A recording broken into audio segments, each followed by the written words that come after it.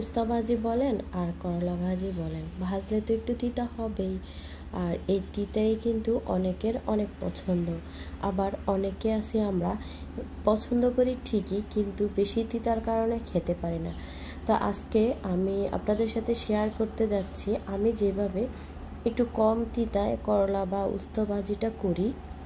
আমি কিন্তু একদম সেরা রাঁধুনিও না, তারপরেও আমি যেভাবে করি সেটাই আপনাদের সাথে শেয়ার করার চেষ্টা করব আজকে। আমার ভিডিওটা দেখে যদি আপনাদের ভালো লাগে বা একটু উপকার আসে তাহলে একটা লাইক দেওয়ার অনুরোধ রইল। এই তো সকাল সকাল চলে আসলাম রান্নাঘরে। আজকে আমি উস্তা ভাজি করব আমি যেভাবে করি সেইভাবে। তো ভাবলাম আপনাদের সাথেও শেয়ার করে যদি আপনাদের কারো উপকারে আসে আর কি।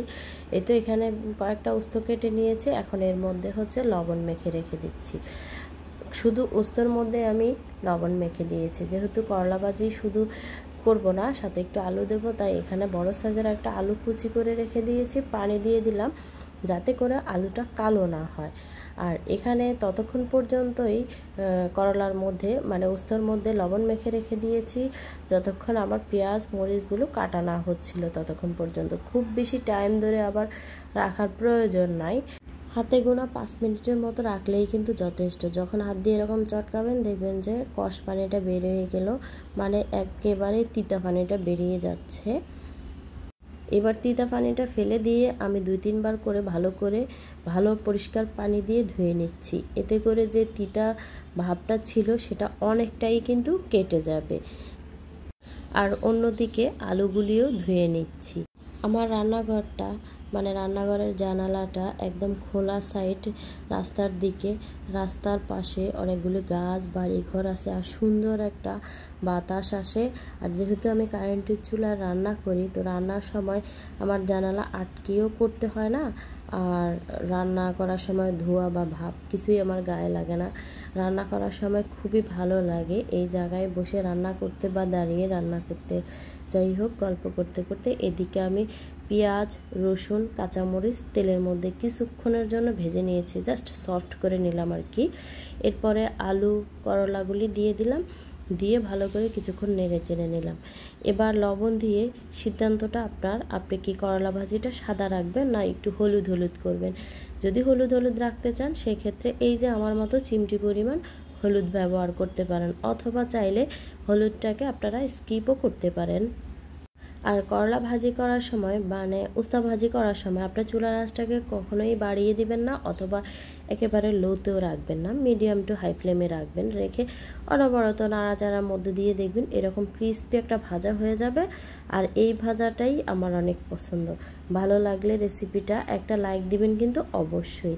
যেহেতু এখন চারিদিকে আম কাঁঠালের সিজন, সবার ঘরে ঘরেই কিন্তু এখন আম কাঁঠাল তো থাকবই। কাঁঠাল যখন খাচ্ছিলাম তখন মনে মনে ভাবতেছিলাম যে কাঁঠালের বিচিগুলো দিয়ে একটা ভর্তার রেসিপি করলে কেমন হয়। আগে যখন গ্রামে ছিলাম ছোটোবেলা, মা দেখতাম কাঁঠালের বিচি ভর্তা করতো, কাঁঠালের বিচিগুলো চুলার মধ্যে টেলে ভর্তা করতো। তো ভাবলাম আজকে সেই রেসিপিটা আপনাদের সাথে শেয়ার করি। তো এর জন্য আগে যেহেতু কাঁঠাল খেয়েছি বিচিগুলো রেখে দিলাম, তারপর আজকে সেই বিচিগুলো ভাজলাম। চুলার আঁচটাকে মিডিয়াম টু লো আঁচে রেখে আমি কাঁঠালের বিচিগুলো ভেজে নিলাম। এরপর কয়েকটা কাঁচামরিচ ভেজে নিলাম আর বড় সাইজের একটা পেঁয়াজ নিয়ে নিলাম। কাঁঠালের বিচির খোসা ছেড়ে বেশ খানিকটা টাইম আমি পানিতে ভিজিয়ে রেখেছি, এতে করে কাঁঠালের বিচিটা নরম হবে। আর চুলায় টেলে যদি এভাবে ভর্তা করেন তাহলে ভর্তার থেকে না সুন্দর একটা ফ্লেভার আসবে, আপনার ভর্তাটা খেতে অনেক ভালো লাগবে। আর অনেকে আছে আমরা অনেকভাবেই করি, এক একজনের কাছে এক এক রকমভাবে ভালো লাগে। আমার মা অবশ্যই এইভাবে করতো, এভাবে খেয়ে আমাদের কাছে অনেক ভালো লাগতো। তো ভাবলাম আমি আজকে সেটাই আপনাদের সাথে শেয়ার করি। এই তো আমি এখন কাঁঠালের বিচিগুলো প্রথমে শিলপাটা দিয়ে একটু থেতো করে দানা দানা ভাব নিয়ে বেটে নিলাম। এরপর কাঁচামরিচ বাটলাম, এরপরে হচ্ছে পেঁয়াজ। আমি কিন্তু এখানে শুধু কাঁঠালের বিচি আর কাঁচামরিচটাকে মোটামুটি মিহি করেছি, আর হচ্ছে পেঁয়াজটাকে আস্ত রেখেছি, এতে করে দাঁতের নিচে পড়বে, খেতেও ভালো লাগবে। রান্নাবান্না মোটামুটি কমপ্লিট করলাম। এদিকে এসে আমার ছেলের সাথে একটু গল্প গুজব করলাম। আসলে আমরা মায়েরা মনে হয় এমনই, যে যখন কাজ করি তখন মনে হয় বাচ্চাটাকে যদি কারো কাছে দিতে পারতাম তাহলে মনে হয় কাজটা খুব তাড়াতাড়ি হয়ে যেত। আবার যখন নিজের হাতের কাছে বাচ্চাটা থাকে না, কেউ কাছে দিয়ে রাখি, তখন আবার মনের ভিতরে অশান্তি লাগে যে আমার বাচ্চাটা জানি কি করতেছে, পড়ে গেল নাকি, ব্যথা পেল নাকি, মনের ভিতরে আলাদা একটা টেনশন থাকে। তো বারবার কাজ শেষ করলাম আর গিয়ে আমার বাচ্চাটাকে দেখে আসলাম।